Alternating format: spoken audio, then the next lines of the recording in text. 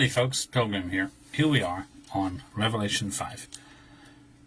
And I saw in the right hand of him who sat on the throne a scroll, written inside and on the back, sealed with 7 seals. There are so many 7s in this, it's crazy.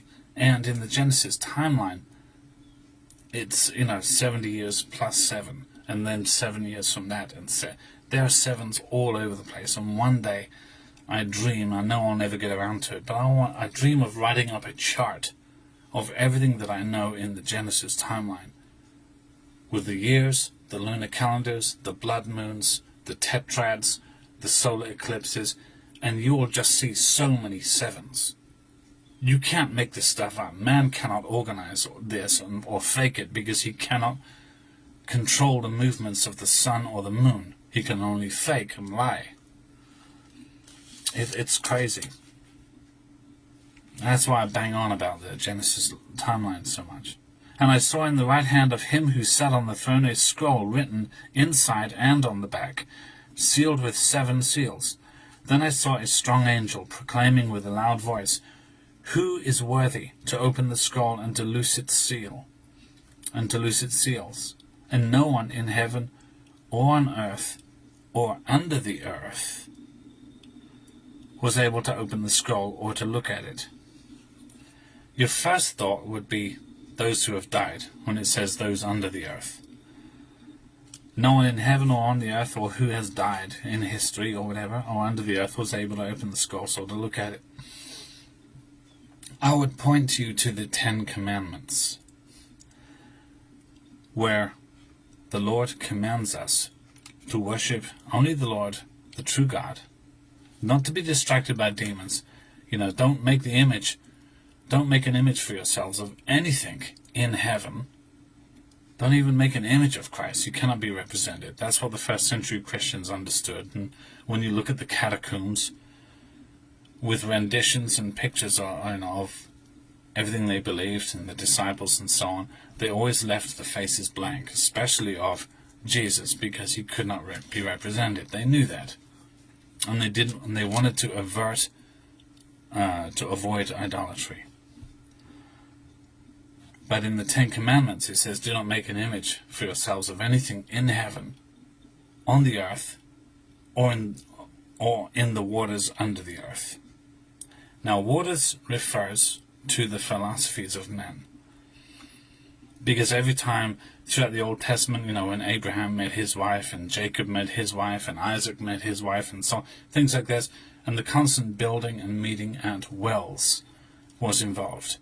And these were the focal points of society, especially on trade routes and long distances and so on, when people would meet there. And it became a symbol of man's beliefs and his philosophies. So when God says in the 10 Commandments, don't make an artificial, an image for yourselves of anything in heaven, on the earth, or in the waters, those waters that flow through you, or the waters under the earth, those things in the heart. These are philosophies and religions that have no representation, no image, they're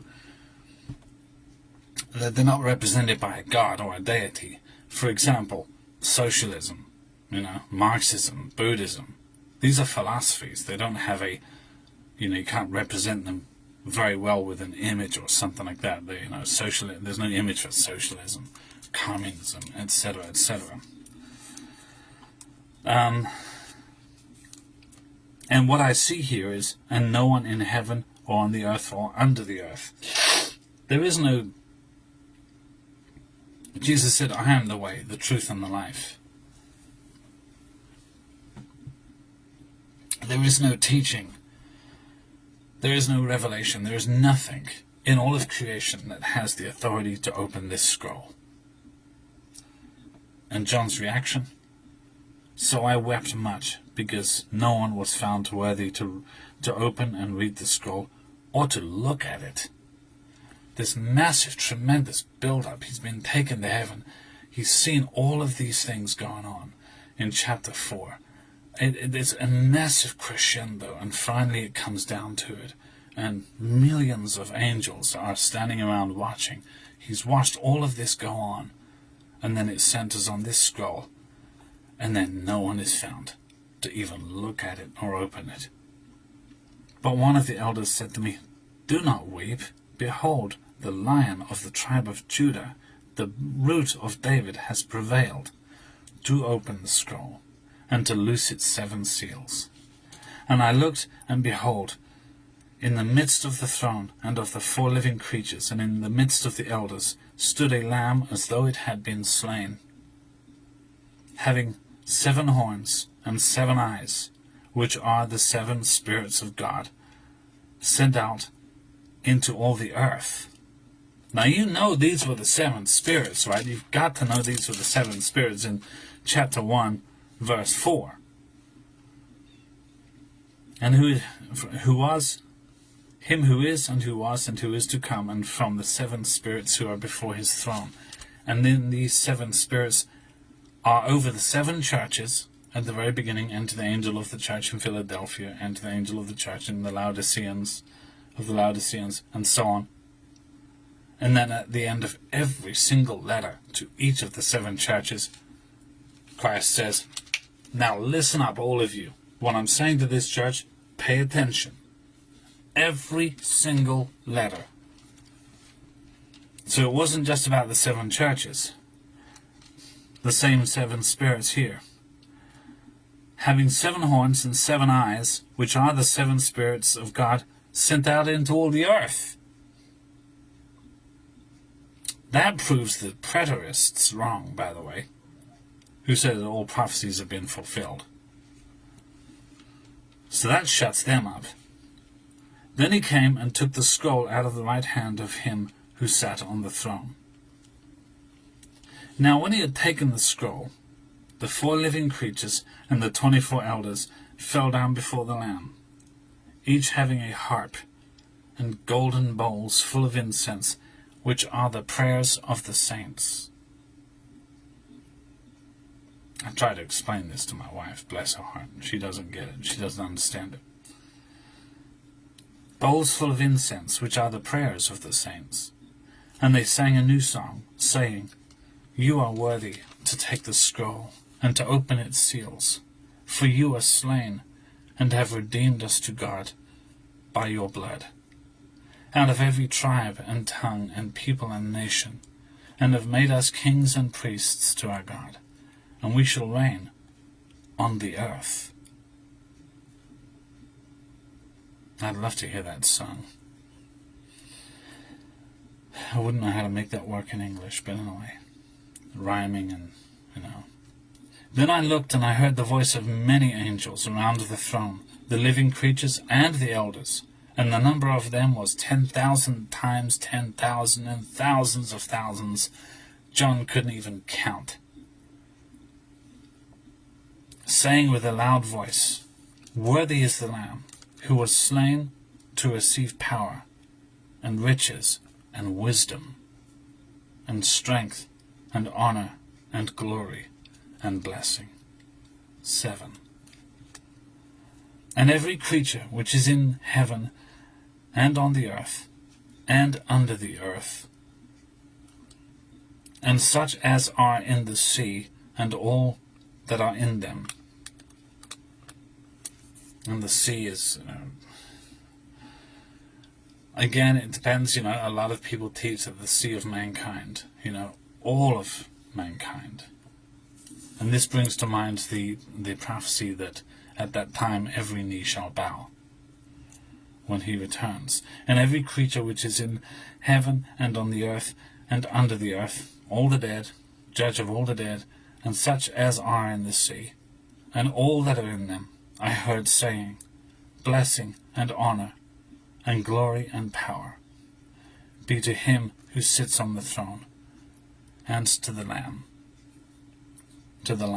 forever and ever." It's interesting that there are 4 this time. There's 4 living creatures that are before the throne, and the 4 horsemen of the apocalypse that are sent out before the whole earth takes the knee and says, where every knee shall bow and they glorify God. Then the 4 living creatures said, Amen. And the 24 elders fell down and worshipped him who lives forever and ever. The 4 living creatures say Amen, and then the 24 elders, which is 6 fours. 1 plus 6. So there's 7 lots of 4. So 7s are all over this thing. It's just what I would notice. Sorry, but anyway. Then the 4 living creatures said Amen, and the 24 elders fell down and worshipped him who lives forever and ever. It's fascinating stuff. And so ends the chapter of Revelation chapter 5. There's a lot here. I could have gone on for hours, I'm sure. But now we're about to get onto the 7 seals. It's all very interesting. God bless you. Have a great day. Purim is coming up. It is the 3rd. And on March 3rd, which seems right directly into Purim, it's beautiful. And they're intertwined because they're supposed to be. They have meaning. God created it. This is the 3rd of a set of 3 blood moons. It's incredible. The 3rd of a set of 3 blood moons that occurred every single year from 2024 to 2026. The Genesis timeline led me right up to April the 8th, 2024. And then from that point on, what I didn't know, and thanks to Watchman River, he brought this out. Then there was a set of 3 tetrads after that. And then the 3 blood moons after that. And then the only next blood moons that occur after that are a tetrad, 4 blood moons, leading up to 2033. Again, so right now it's the end of the 3, and then it'll be 4. That's 7. Over and over again. You know, matching all the other 7s in this book, matching the I believe it's the 3 male patriarchs and 4 male female matriarchs of Israel, if I've got that right. I think I've got that the right way round. 3 and 4. The 7 letters that make up the name of Israel, in which contains God's name, and the initials of all of those patriarchs and matriarchs, the first initials of all of them that make up the name Israel in Hebrew, and countless other things. I mean, so many things. It's just crazy. You'll never find an end to it. It's so perfectly interwoven. It goes right back into Genesis, and this is exactly why I say so many times when talking about the Genesis timeline, I say everything that you can find here in Revelation, you can find in the book of Genesis. But pastors and teachers over here in the West are just not taught how to recognize that, let alone having the knowledge on how to pass it on to their congregations. Not that they would anyway. I mean, which pastor do you know? Apart from J.D. Farag, Watchman River, and he's not a pastor, but you know what I mean? Which pastors in the West do you know will talk about prophecy? Which one of them will talk about hell? Which one of them will talk about sin? In depth. Sin, hell, prophecy. You know? They won't do it. And their theological seminaries are structured. So structured in their teachings, they deliberately teach them not to talk about these things. And you know there's a lot of government interference in that. When you look at Switzerland, where all of the organizations, the government institutions and so on, they have all their head offices are located in Switzerland. And I did a video on this many years ago. All these big organizations, United Nations, Health Organization, and so on, and they all have their, offices up there in quiet little Switzerland, out of the way. A lot of nefarious organizations are located up there, And among them is the World Council of Churches, right in the midst of them. What's that doing there? Control. God bless you. Have a great day. Keep on looking up. The Lord is near. All right? God bless you, and perhaps we will see each other soon. God bless. Hey, Catherine.